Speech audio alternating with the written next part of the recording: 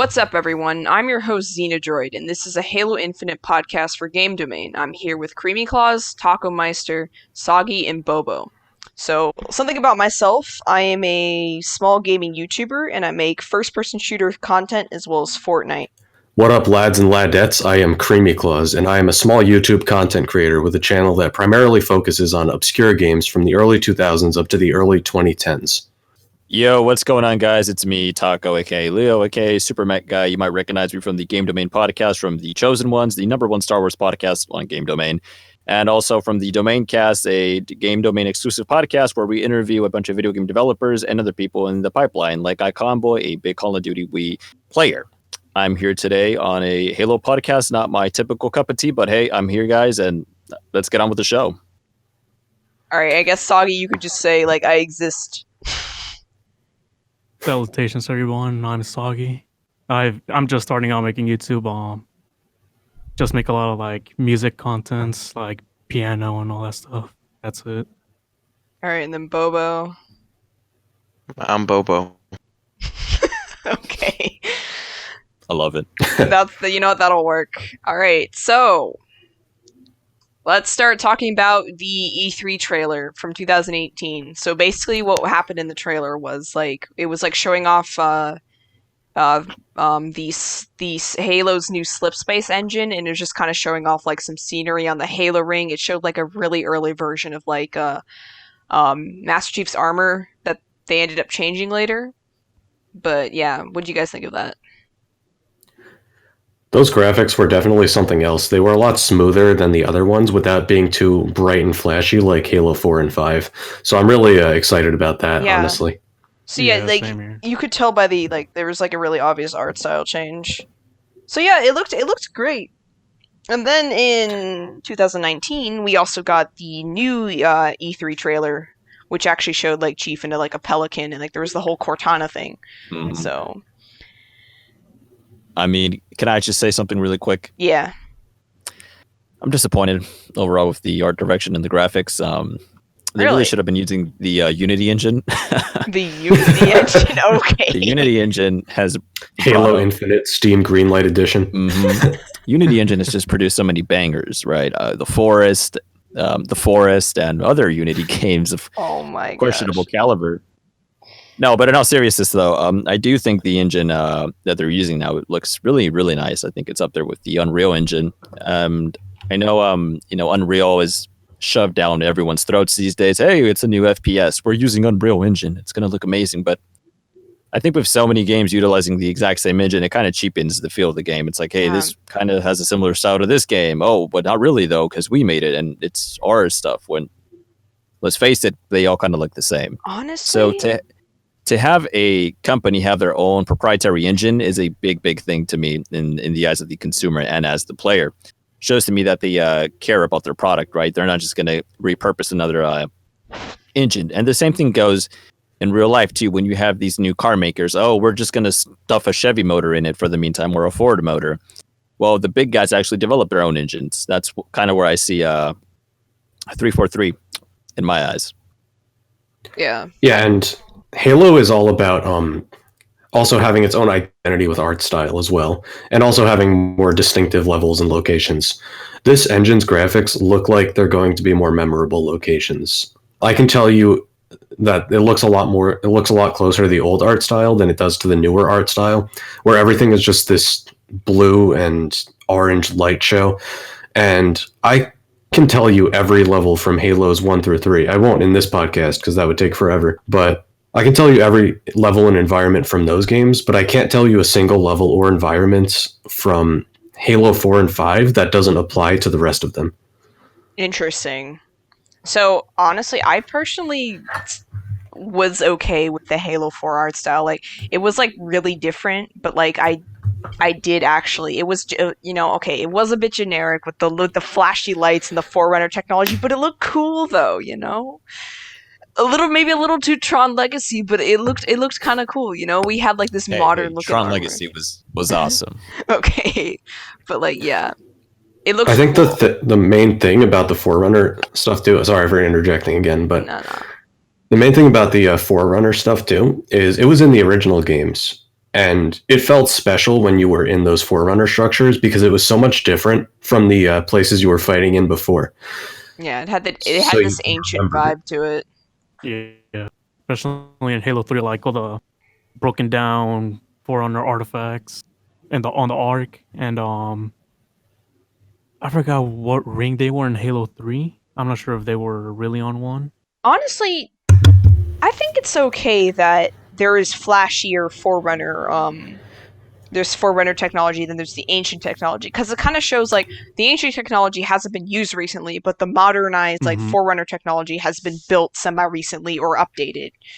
So it's like, so you can tell that the Forerunner technology stuff on like the Halo rings were clearly abandoned.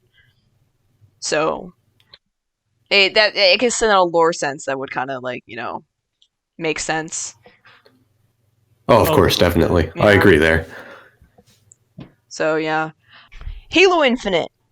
I'm excited.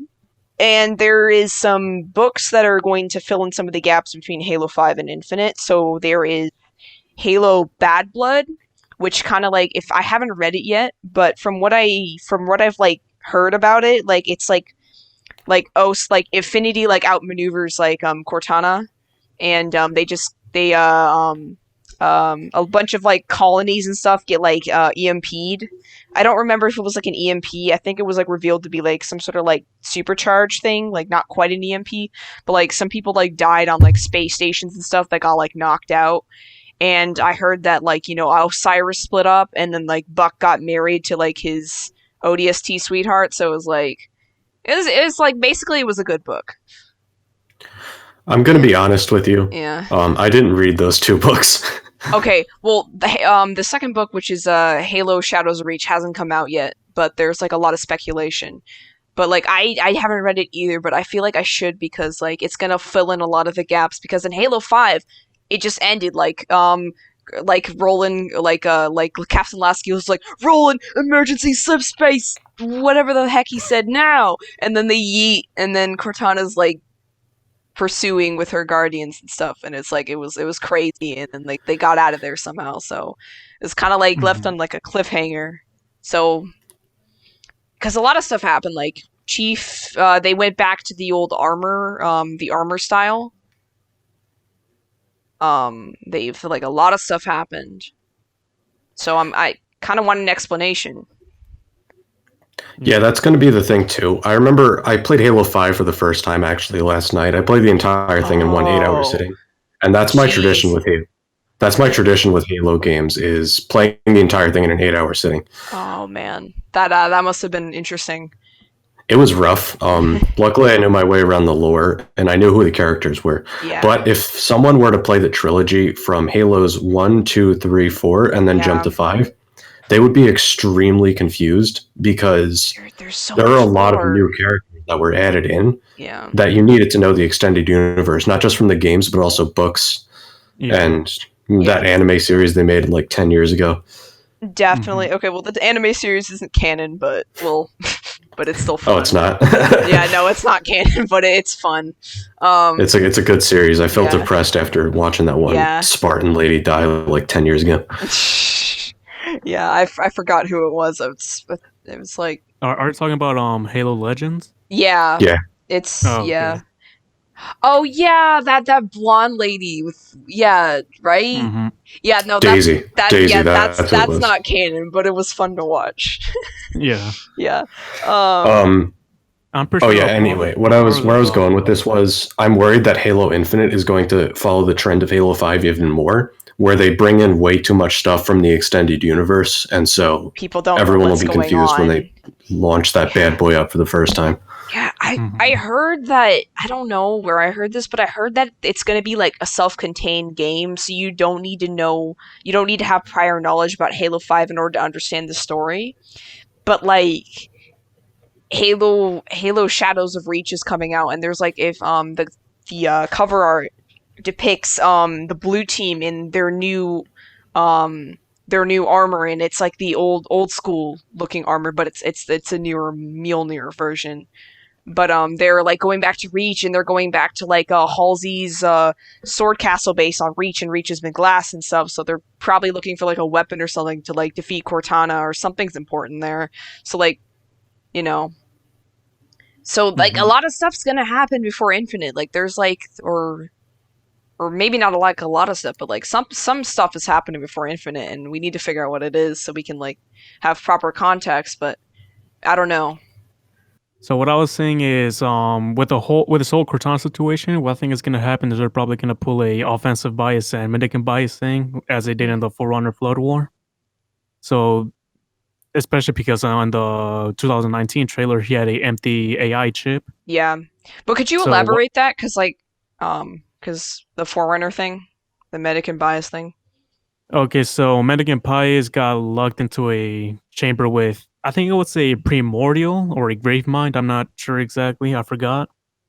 But he pretty much got infected with a logic plague and turned on the Forerunners.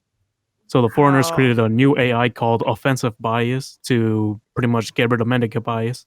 Oh. So what I think is going to happen is they're probably going to do the same thing with Cortana and Halo Infinite. If not, they're probably going to capture her or try to put her inside of the empty AI chip that Master Chief had in the 2019 trailer. Yeah. So and probably do something from so there. do you think Cortana has the logic plague, or do you think she's like still rampant, or do you think she's like herself but she's just corrupted with power? Because there's like a lot of possibilities. I think it could be a mix between the logic plague and corrupted with power, because she was locked in with a grave mind during the duration of Halo 2 and Halo 3. Halo 3 was when they finally got Cortana back, but figured out that was just a message left from Cortana. Honestly, like, Cortana's one of my favorite characters, so I hope that they can restore her back to relative normalcy. Like, she's back to being herself, because like I don't want a new Cortana, and I don't want her to die either.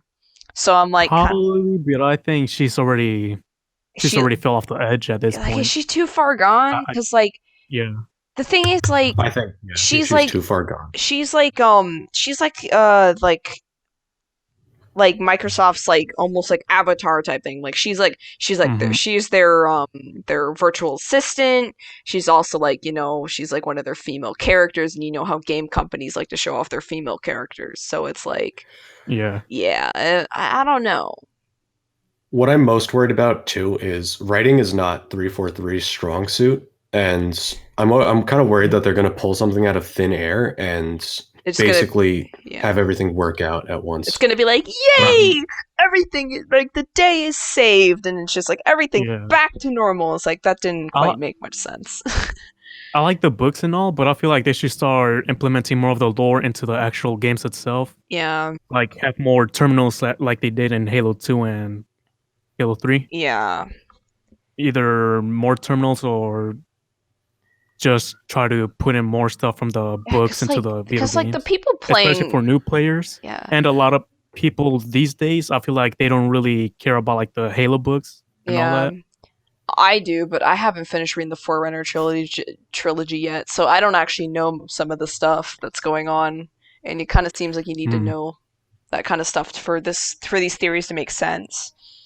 Yeah. So I'm also hoping too that what they do is, instead of so a terrible way of basically putting lore forward is to just spam walls of text at the player and just hope they read it and know what's going on. No, it's got to be show don't tell. So you gotta bring out the good old friend Shane show and not Shane show and not Travis Tell. Yeah, so that's I stole that joke from someone else. So let's just what do you guys want to happen to Cortana? Do you want her to live? Do you want her to die? Do you want her to be like do you want her to be replaced? I mean, if let's say she does live, I feel like things are just going to be a little bit too awkward in like the UNSC. But the thing is, like, that could actually potentially lead to more stories if you think about it. Because like the chief is already like kind of gone like AWOL like multiple times already, and like And Cortana is like back to normal, and of course it's going to be like people aren't going to trust her, and then there's going to be like it's going to maybe like it'll help with character development for Chief, because then he has to choose like, am I going to like stick with the UNSC, am I going to stick with Cortana, like, and also Halsey's like technically a criminal, so like there's gonna I feel like that would just open up more stories, so maybe that might not necessarily be a bad thing though. Yeah. So but also if they do get rid of Cortana, you also have that aspect of Chief probably falling off more off the edge. Yeah. And probably creating a pretty interesting scenario. Yeah, so we could have like a lone wolf depressed Chief, like. Yeah. And they have to pretty much wrap this all up in one game, and that's going to be a real challenge on the part of the writers. Oh yeah, for sure, because there's so much like stuff. They have to wrap the bulk of all this up in one game. Yeah. I hope that Halo Infinite will have like a proper sequel that maybe will carry some of the weight of what's been going on, because if they try to pack up too much up in one game, like you said, it's not going to turn out well. It's going to be like the latest Star Wars movie. They tried to put too much in one movie and it was all over the place. So and the latest Star Wars movie too. That's my main concern with them bringing the Halo ring back. The latest Star Wars movie, they just brought Palpatine back, and there was no explanation or anything. It was just like, oh yes, he exists again. We're like, oh, so what was this whole thing about the Chosen One? It basically rendered 6 movies pointless. Yeah. So, well, the thing is, like with the Halo ring, is that's another question. I don't think Cortana's going to use it, because I feel like she would have done so already, if you know what I mean. Mm-hmm. So, like, why are they on the Halo ring? Is the Flood back or something? Like, that's one of the other questions I want answered. Have you seen the Halo Infinite sound design video? The Halo Infinite what? Sound design videos. I've seen some of them. Like, there's the one with the pug, and then there's the one where they're shooting stuff underwater, and there's like random jeeps that they're recording for the warthog noises. I've like on their Instagram. Like, I've seen some of that, but what are you getting at? Okay, so pretty much based on like the sound, because they keep uploading more videos. I don't know if y'all seen them. I've seen some of them, but they release more videos, so like animal recordings that sound utterly similar to like the Flood. Yeah, that's what some people were theorizing. I could be wrong, but they could probably just record that for like environmental. Yeah. Maybe I do kind of hope they bring the Flood back for gameplay reasons. The Prometheans are very boring to kill. They just sort of shatter away whenever you shoot at them. Yeah. The blood were squishy, and you felt the impact of shooting at them. Yeah. Like, I'm sure you remember. I'm sure you remember blasting away at them with a shotgun back in the original trilogy. Yeah. But also the Flood play a major role in the Halo plotline, especially with Cortana going all rampant and all that. Yeah. So I have a feeling it'll make sense if they bring the Flood back in Infinite. I have a feeling like once like or I think maybe closer to Infinite, we might be getting like more comic books and books to explaining some more things, but like it would be nice if they could explain most of these things in the game without overloading. Yeah. For the for the casuals. Especially because Halo 3 and 4, they did an amazing job at transitioning between Halo 3 and 4 without confusing the player. But Halo 4 and 5, things got a little too complex, I don't even think, like, there are theories that Halo 5 wasn't supposed to happen. It was like a last second decision, and that changed the entire story. It like in production or something. So I feel like it's weird too. I feel we were supposed to get a different story, but I think some higher ups at Microsoft just like did a weird switcheroony thing. So now we have Infinite to fix it. I know Master Chief was supposed to be chased by Locke, because in the MCC cutscene in the beginning of Halo 2 Remastered, it shows Locke recording. Interesting. So, you know, that would have been cooler if we had like of course I love Blue Team. I want Blue Team to be with Chief, but like if we had like Lone Wolf Chief like doing stuff. Yeah. Yeah, but Also on the Halo 5 trailers, I remember, I think they released 2 different trailers where Locke had Chief pinned down and another one where Chief had a Locke pinned down or something like that.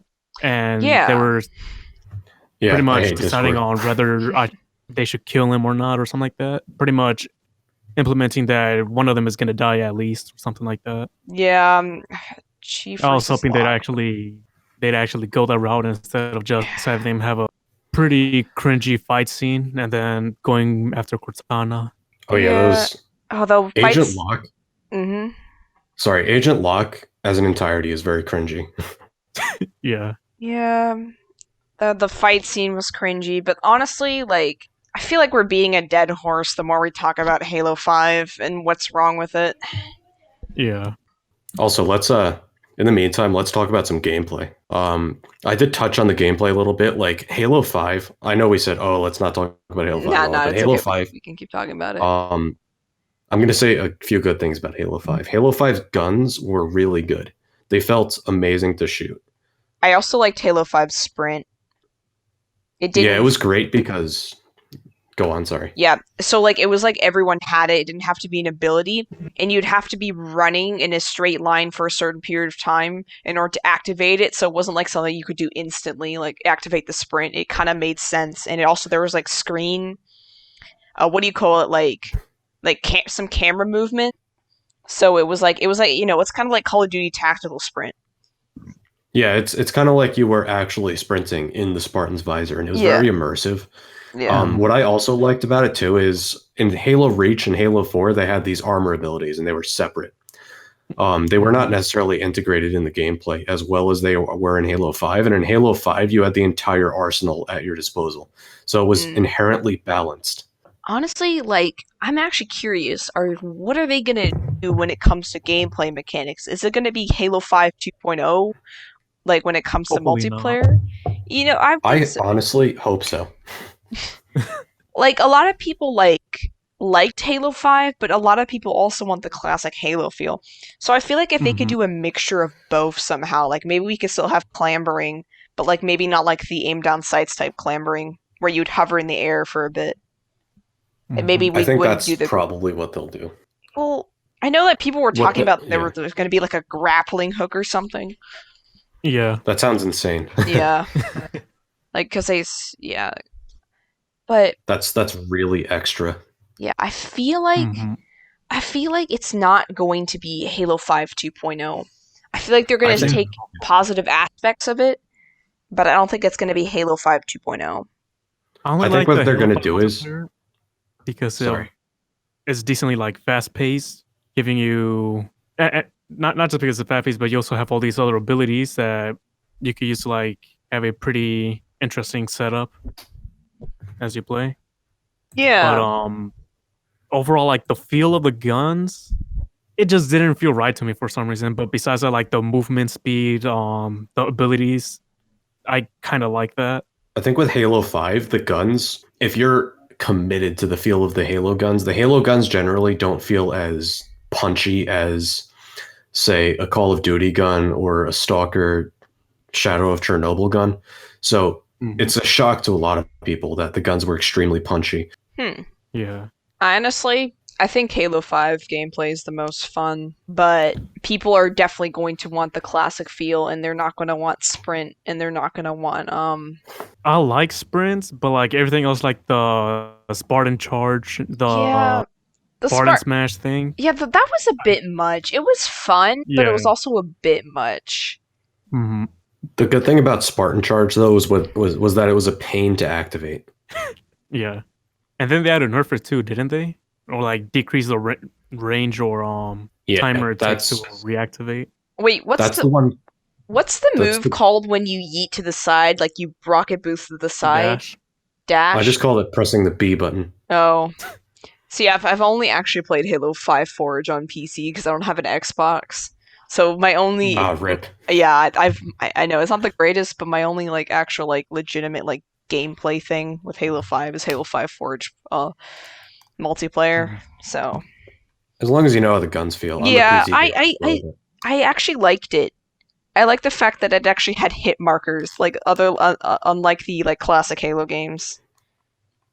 I got an Xbox One in high school, and I never got rid of it, so that's why I was able to play it. Gotcha. So they're Um, also going to be doing cross-platform, which is going to be interesting. So I'm wondering how they're going to do that. Like, are they going to have an option to turn it off? So what's funny is, in cross-platform games, most cross-platform games, the game is extremely unbalanced in favor of PC.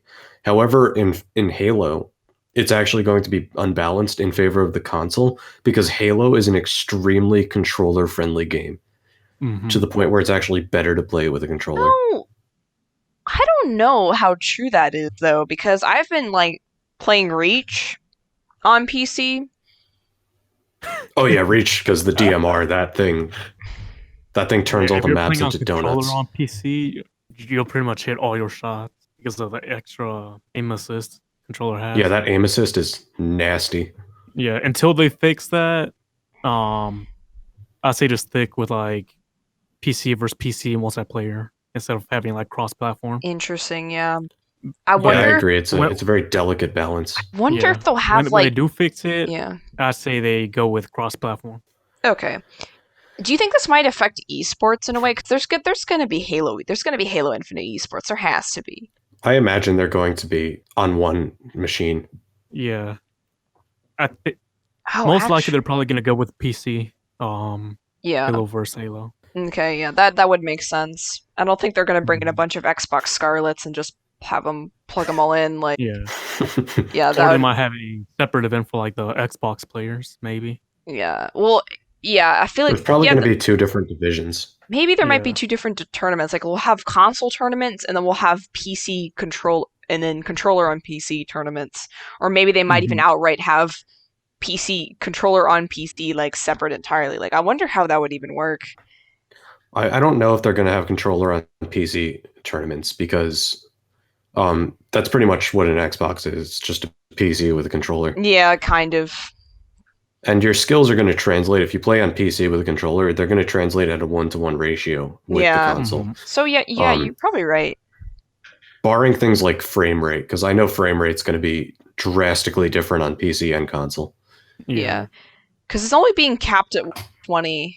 So, for at least from what we've heard. Do you know if it's going to be capped at 120 for the consoles? Like, do you know if the Xbox Series X is going to have it? Oh, that's what I was talking about. Yeah, the new Xbox it's gonna be capped at 120. At least that's what I've heard. That's perfectly fine. Yeah, it's gonna be capped at 120. But then again, like people with the mega PCs with like who have like 240 frames, or it's also possible that the Xbox like Scarlet is not going to have a constant 120. It's gonna like fluctuate from like 60. Oh yeah, it's gonna dip because the Xbox Series X, it's got specs that are like a high-end PC from like 2017, 2018. Yeah. Interesting. So it's gonna fluctuate around. So you might be getting like 80 frames. So that's gonna be interesting. Yeah, it's probably got the similar specs to my PC. Okay. Yeah. And also too, with PC and frame rates in general, it doesn't matter really that much. You're going to get a lot less of a difference between between 120 and like 200 FPS than you will between 30 and 60. Yeah, there's definitely going to be that. Because most people, they can't see frames above 144. Like they can't see much of a difference above 144. Interesting, yeah. But yeah, that's actually going to be interesting. I really hope that Halo Infinite is going to have like some banger multiplayer that everyone's going to love, and like it's going to be so much fun. Hopefully, yeah. Yeah. Let's hope so. Maybe. Yeah. Oh, I have an observation. I don't know if I said this earlier, but regarding Halo MCC, 343 Studios, they ported Halo 2, Halo 1, and Halo 3 twice. Interesting. And if you're porting the games, you're obviously going to know something about them. Like you're going to learn something about the mechanics and like what makes them special and all that. Yeah. When they originally ported Halo MCC, this is speculation by the way, but when they originally ported MCC over to the Xbox One, that was only like a year or so before Halo 5 came out, which means they could probably not really use what they learned on from MCC on Halo 5. You mean on Halo Infinite? Yeah, so they probably no Halo 5. Oh, okay. In 2015. So that means they'll probably end up using what they learned from MCC from the original trilogy on Halo Infinite. So I think we're going to get something that uses the punchy physics of Halo 5 alongside the classic floaty jumpy gameplay of the original trilogy. Interesting. That's honestly a good theory. I personally don't like the original trilogy's floaty feeling because you're in the air for way too long. It feels unnatural. So that's why I never jump. Well, I mean, at least that's what I think the pros do is they don't jump that often because they're exposed for a long time. If they jump, they'll usually like Gandhi hop or something. Oh yeah, Gandhi that's jumping. definitely that's definitely the case. I probably I don't really know what it's like to play the game through the lens of a newcomer to the series because like I said before, I first played this 15 years ago back in 2005. So yeah, I don't know. Maybe Gandhi hopping might be a thing in Infinite. Probably not, but like who knows? You know? Maybe. Honestly, the competitive scene, like the major competitive scene, and just casual multiplayer, these are two very different things. All the crazy stuff they do in the competitive scene, like button glitching and all that, you don't see that in regular multiplayer. Yeah, but you know the meta chasing kids are gonna try to learn it. Yeah, they're gonna try, and then they're gonna end up getting yeeted by some guy who just runs around jumping with a magnum or something. Yeah. Well, I guess we're done with the podcast. I guess so. I guess. How do we close it? I mean, I guess I could like Thank you for watching. Yeah. That's it. Thanks for watching. This is Creamy C signing off. All right. So I guess I'll end the podcast. Thanks for watching, guys. I don't really know how to end it. Thanks for watching. Remember to like, comment, annihilate that notification bell, Oh, no, and I'll see you next time. We're not doing that because we're yeah.